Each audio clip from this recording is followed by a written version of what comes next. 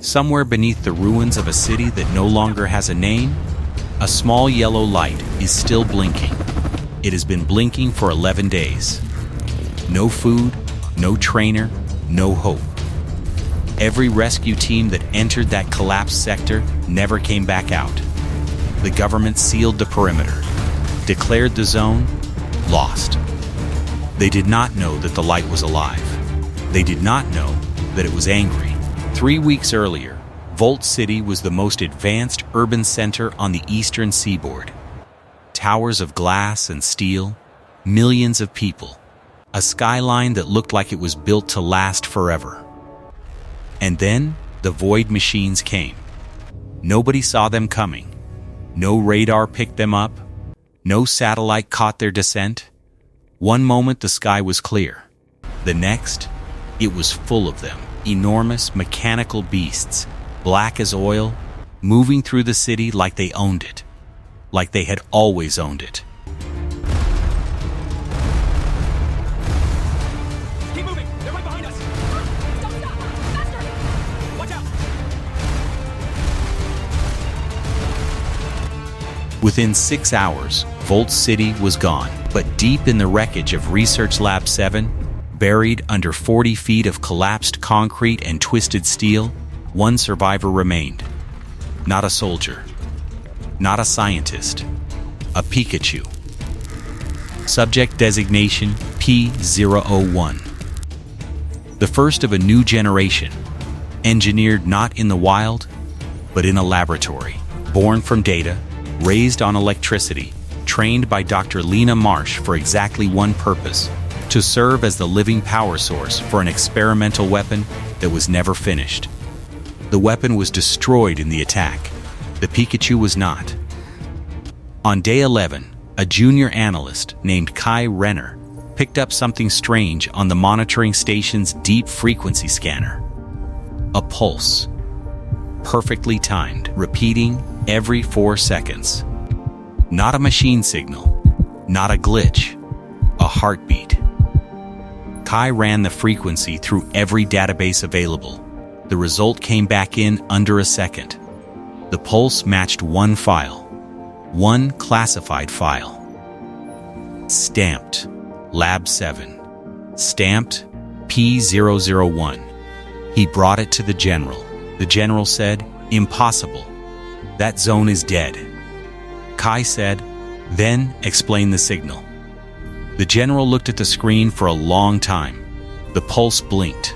4 seconds. Perfectly steady. Impossibly alive. He authorized the mission.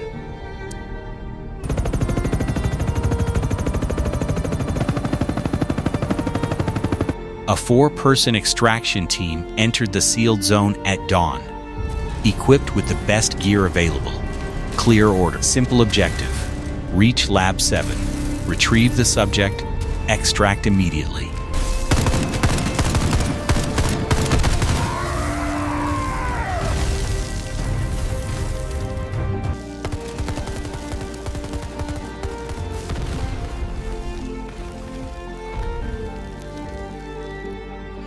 Two hours later, only one member of that team came back out.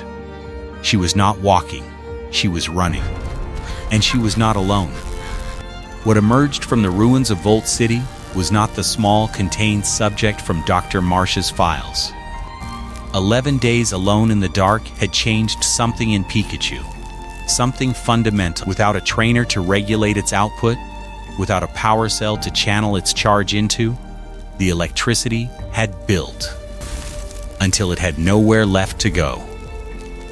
Until it became the electricity. It walked out of the rubble standing upright, eyes white, body crackling with static so dense the air around it smelled like a thunderstorm. Every piece of metal within 30 feet was vibrating. The void machines detected it immediately. 3 units broke from their holding pattern and descended. They were the same class of machine that had leveled the city in 6 hours. Each one the size of a building. Each one designed to eliminate any remaining resistance. They had never encountered a living electrical field before. They had never encountered anything like this. The first machine reached for it. Pikachu did not dodge. It did not retreat. It looked up at the machine with those white burning eyes, and it released 11 days of stored voltage in a single focused beam.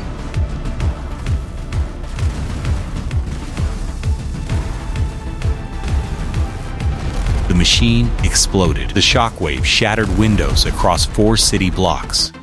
The second machine fired. The blast hit Pikachu square in the chest. It stumbled, one knee to the ground. Sparks cascaded from its fur like a broken power line. And then it stood back up. This time slower, steadier, more deliberate. This time with purpose. It absorbed the machine's own electromagnetic output, pulled the energy straight from its attack, and turned it back on the source in 3 concentrated bursts.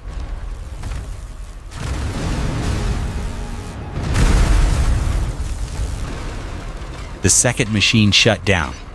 The third attempted to flee. In 4 minutes and 31 seconds, Pikachu dismantled 3 void machines using nothing but the electricity that had been building inside it for 11 days in the dark.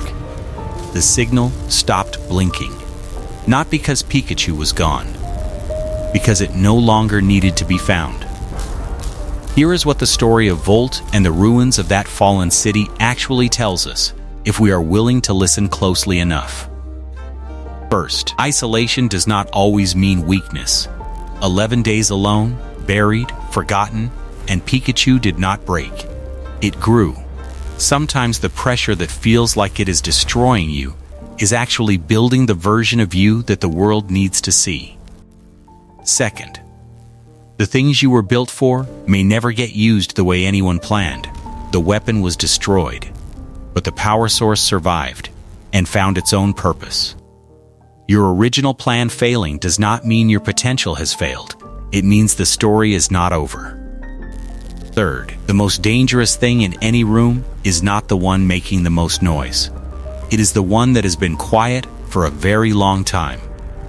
Underestimating what endures is the oldest mistake in history. The void machines made it. So do we, every single day.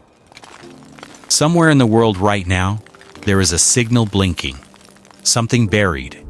Something that should have been finished but was not. Something small. And forgotten. And still alive. Pay attention to what refuses to stop blinking. It is usually trying to tell you something important.